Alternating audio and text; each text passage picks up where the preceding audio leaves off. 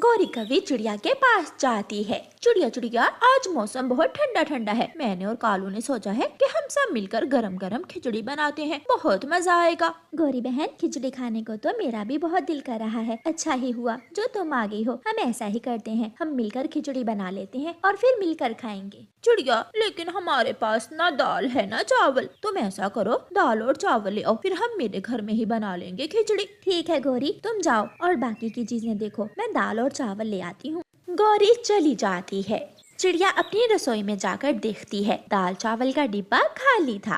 ना दाल है ना ही चावल, अब मैं क्या करूँ? फिर कुछ सोचकर रानो चिड़िया अपनी टोकरी उठाकर जंगल में निकल जाती है। चिड़िया सीधी इंसानों के खेत में जाती है। किसान ने अभी कल ही अपनी चावल की फसल काटी थी और खेत में ढेर सारे चावल के दाने बिखरे पड़े थे। चिड़िया वो चावलों के दाने उठा उठा कर अपनी टोकरी में रखने लगती है। गौरी गौरी, क्या चिड़िया मान गई है? मान गई।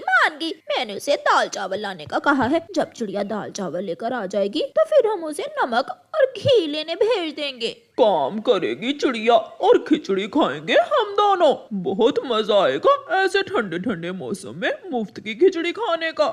चिड़िया अपनी टोकरी में चावल जमा कर लेती है। चावल तो हो गए, अब मैं कहीं और से जाकर दाल का दाना भी ढूंढ लेती हूँ।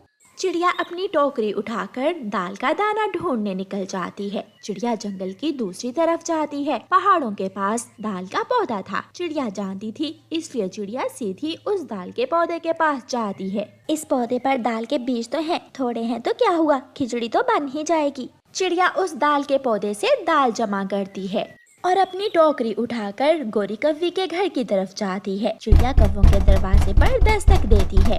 कालू कालू, चिड़िया आ गई, तुम जल्दी से चूल्हे में आग जलाओ। कौवा उठता है और चूल्हे में आग जलाने लगता है। गौरी दरवाजा खोलती है। चिड़िया अंदर आ जाती है। आपने अभी तक आग भी नहीं जलाई, मैं तो दाल चावल लेकर आ भी गई हूँ। क्या करूं, धुएं से मेरा सर चकराने लगा है। लकड़ियां गीली हैं, इसलिए आग जल ही नहीं रही। चिड़िया, लगा हुआ है तो बेचारा कालू कब से, धुआं ही निकल रहा है, आग नहीं जल रही। गौरी बहन, तुम ये दाल और चावल साफ करो, तब तक मैं अपने घर से सूखी लकड़ियाँ लेकर आती हूँ। ऐसे कहते हुए चिड़िया अपने घर से सूखी लकड़ियाँ लेने चली जाती है। चिड़िया ने अपने घर में सूखी लकड़ियाँ जमा कर रखी थी। चिड़िया 2 लकड़ियाँ उठाती है और वापस जाती है। कालू जी, बस भी करो, अब क्या दाल चावल ऐसे ही खा जाओगे, खिचड़ी नहीं बनाओगे? दो दाने और बस, मुझे बहुत भूख लगी हुई है। चिड़िया भी आ जाती है। कौवा जल्दी से दूसरी तरफ होकर बैठ जाता है। आ गई लकड़ियाँ भी, अब जल्दी से आग जलाओ, मुझे ठंड भी बहुत लग रही है और भूख भी बहुत तेज लगी हुई है। चिड़िया, जब हम शाम को गरम गरम खिचड़ी खाएंगे तो सारी थकान उतर जाएगी। गौरी डिब्बे में नमक भी नहीं है, अब नमक का क्या होगा? कालू जी, तुम चिंता ना करो, ले आएगी अब हमारी चिड़िया नमक भी। क्या अब नमक भी नहीं है? अगर सारी चीजें मुझे ही लानी थी तो मिलकर क्यों बनाई खिचड़ी, मैं अकेली ही बना लेती। चिड़िया बहन, अब सोचने का वक्त नहीं है, जल्दी से जाओ और नमक ले आओ। चिड़िया उड़ती है और सीधी पहाड़ों पर जाती है। वहाँ एक नमक की कान से चिड़िया अपनी छोटी सी चोंच में नमक लेती है और वापस आती है।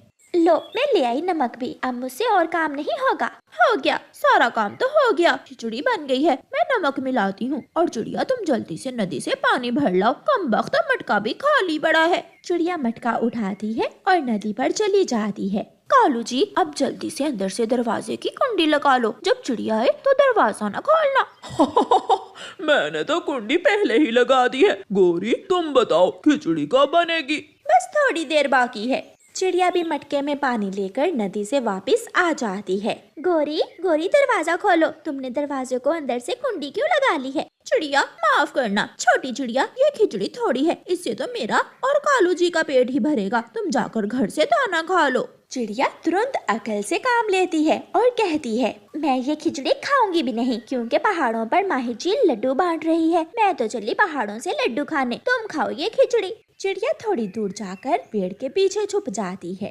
कालू जी, मीठे लड्डू, चलो हम भी पहले चील से मीठे लड्डू लेकर खाते हैं और फिर ये खिचड़ी बाद में आकर खा लेंगे। वो छोटी चिड़िया अगर लड्डू खाएगी तो हम भी खाएंगे। गौरी और कालू घर का दरवाजा खुला छोड़कर अपने घर से भाग जाते हैं। पीछे से चिड़िया चुपके से कौवों के घर जाती है। और खिचड़ी की हंडिया उठाकर अपने घर ले जाती है। लालची धोखेबाज कौवे, अब पिटेंगे माही चील से। चील चील, मुझे भी लड्डू दो, मैं भी लड्डू खाऊंगी। मुझे भी लड्डू खाने हैं। कौवो, चलो भाग जाओ यहाँ से, क्या लड्डू लड्डू लगा रखी है। माही चील, लड्डू कहाँ है? मुझे चिड़िया ने बताया है कि तुम लड्डू बांट रही हो। मेरे घर में कौन सा लड़का चील पैदा हुआ है जो मैं लड्डू बांटूंगी? भाग जाओ वरना मैं 2 लगाऊंगी। गौरी, खिचड़ी, चिड़िया खिचड़ी खा जाएगी, भागो। गौरी और कालू कौवा वहाँ से वापस भागते हैं और घर आकर देखते हैं कि खिचड़ी की हंडिया गायब थी। कालू कालू, ये चिड़िया तो हमसे भी होशियार निकली। चलो जल्दी से चिड़िया के घर जाकर देखते हैं। कौवा और कव्वी जब चिड़िया के घर जाते हैं तो चिड़िया ने अंदर से दरवाजे की कुंडी लगाई हुई थी। चिड़िया चिड़िया, दरवाजा खोलो, थोड़ी सी खिचड़ी हमें भी दे दो। काम करो मैं और खिचड़ी खाओ तुम। धोखेबाज कौवा, सुबह आकर अपनी खाली हंडिया ले जाना। फिर चिड़िया मजे मजे से खिचड़ी खाती है और दोनों कौवे बाहर बैठकर रोते रहते हैं। गौरी गौरी, ये तो चोरों को पड़ गए मोर। सियानी चिड़िया ने हमें उल्लू बना दिया। चलो अब घर चलें। सभी पक्षी ठंड की तैयारियों में लगे हुए थे। चिड़िया, कबूतर और तोता पहाड़ों पर कपास के फूल इकट्ठे कर रहे थे। तोते भैया, मेरी टोकरी तो भर गई, मैं जा रही हूँ, मुझे अभी दाना लेने भी जाना है। रानो, ये मीठा फल आप चाहते हुए मेरी पत्नी को देते जाना और उसे कहना कि मैं शाम को देर से घर आऊँगा। चिड़िया बहन, मेरी कपास भी पूरी हो गई है, मैं भी आपके साथ ही चला जाऊंगा। चिड़िया और कबूतर अपनी अपनी टोकरियां उठाकर वहां से चले जाते हैं और तोता अपनी तेज चोंच से पेड़ की सूखी शाख काटने लगता है।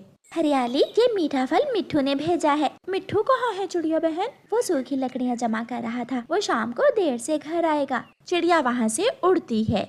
रास्ते में कौवों का पुराना और टूटा हुआ घर था। कौवा अपने घर के बाहर बैठा हुआ दरवाजे के छेद में पत्ते लगा रहा था। चिड़िया वहाँ रुकती है। कौवे भैया, इन पत्तों से ठंडी हवा नहीं रुकेगी, आप भी कल हमारे साथ जाना और पहाड़ों से कपास के फूल ले आना और सूखी लकड़ियाँ भी। 4 दिन ठंड के गुजर जाएंगे, अब कौन लाए कपास और कौन लाए लकड़ियाँ? ये सब हम कौवों से नहीं होता। जब ठंड आएगी तो आप पछताओगे। ऐसे समय जाया ना करो, काम करो, मेहनत करो। अंदर से गौरी कौवी चिड़िया की आवाज सुनकर बाहर आ जाती है। छोटी चिड़िया, जाओ जाओ, मेरे कालू जी को उल्टी सीधी बातें मत समझाओ। मैं और मेरा पति कालू जी तो कल मेरी माँ के पास जा रहे हैं, है ना कालू जी? हाँ हाँ, हमने तो अपना सामान भी तैयार कर लिया है। चिड़िया अपने घर चली जाती है। चिड़िया ने अपने घर को बहुत सुरक्षित बना लिया था और अपने घोंसले में नरम नरम कपास के फूल लगाकर उसे बहुत आरामदेह और गर्म बना लिया था।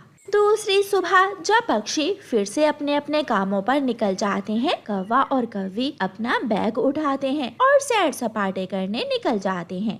गौरी, बैग तो ऐसे लेकर आई हो जैसे पूरा महीना रह कर जाओगी। माँ, क्या मेरा आना आपको अच्छा नहीं लगा? लगा है, लेकिन बेटी ठंड आने वाली है, मुझे बहुत से काम होते हैं। दाना खाओ, पानी पियो और मैं अपने काम पर जा रही हूँ। गौरी की माँ चली जाती है। गौरी, चलो बुलबुल के पास जाते हैं, सुना है बुलबुल के पास मीठा फूलों का रस है।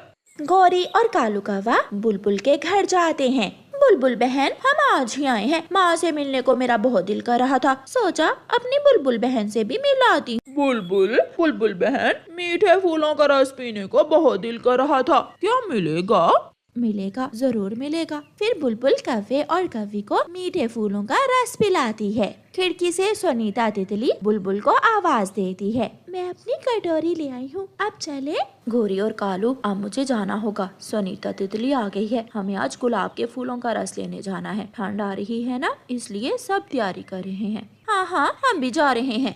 कौवी और कौवा घर से निकलते हैं। बुलबुल सुनीता तितली के साथ फूलों का रस जमा करने चली जाती है। ऐसे ही 10 दिन गुजर जाते हैं और फिर एक दिन गौरी की माँ गौरी कौवी से कहती है, गौरी, अब तुम अपने घर जाओ, तुम जानती हो ठंड शुरू हो गई है और शाम को तुम्हारा भाई और भाभी भी वापस आ जाएंगे। सासू माँ, क्या तुम हमें घर से निकाल रही हो? 10 दिन रख लिया तो और क्या, मैं ये घर ही तुझे दे दूं? मेरा बेटा आ गया तो गुस्सा होगा, इसलिए गौरी बेटी अपने पति को लो और जाओ यहाँ से। माँ, तुम हमेशा मुझे कम और भाई से ज्यादा प्यार करती हो। गौरी, ये घर तुम्हारा नहीं है, तुम्हारे भाई है और तुम अपने भाई और भाभी की आदत को अच्छी तरह जानती हो। ना चाहते हुए भी गोरी कव्वी कालू कव्वे को साथ लेकर वापस जाती है। चिड़िया ने अपना घर मरम्मत करने के बाद फूलों से सजाया हुआ था। कालू जी, ये घर किसका है? ये घर चिड़िया का ही होगा। इस बार तो चिड़िया ने अपने घर को फूलों से सजाया हुआ है। तोता और तोती भी अपने घर में बैठे चाय पी रहे थे। जब कौवा और कव्वी अपने घर पहुंचते हैं तो दरवाजे के सारे पत्ते उड़ चुके थे और दरवाजे में छेद ही छेद थे। एक दीवार तो पूरी तरह टूट चुकी थी और खिड़की उखड़कर नीचे गिरी पड़ी थी। ऐसा लग रहा था जैसे ये कोई घर नहीं खंडर हो। कालू जी, अब क्या होगा? घर तो पूरी तरह टूट चुका है। अभी इतनी ठंड नहीं है, जब ठंड आएगी तो देखा जाएगा। उसी शाम आसमान पर गहरे काले बादल छा जाते हैं और रात होते ही तेज बारिश शुरू हो जाती है। कौवों के घर की छत जगह जगह से टपक रही थी। कौवा और कव्वी डर के मारे घर के एक कोने में लगे बैठे थे। बिजली गरजती है, गोली डर के मारे कालू के ऊपर गिरती है। कालू, कालू मुझे बचा लो। गोरी, इस वीरान घर में अब अगर और रहे तो दोनों मर जाएंगे। हमें किसी पेड़ की डाल पर जाकर बैठना होगा, छत किसी वक्त भी गिर सकती है। वहाँ तो बहुत ठंड होगी। अब मैं कहाँ से तुम्हारे लिए कपास का नरम नरम घर लाऊं? चिड़िया अपने घर में आराम से मीठी नींद सो रही थी। तोता और तोती बातें कर रहे थे और कबूतर हमेशा की तरह खिड़की में बैठकर बारिश का आनंद ले रहा था। लेकिन कौवा और कव्वी चमकती बिजली और तेज बारिश में सूखे पेड़ पर बैठे काम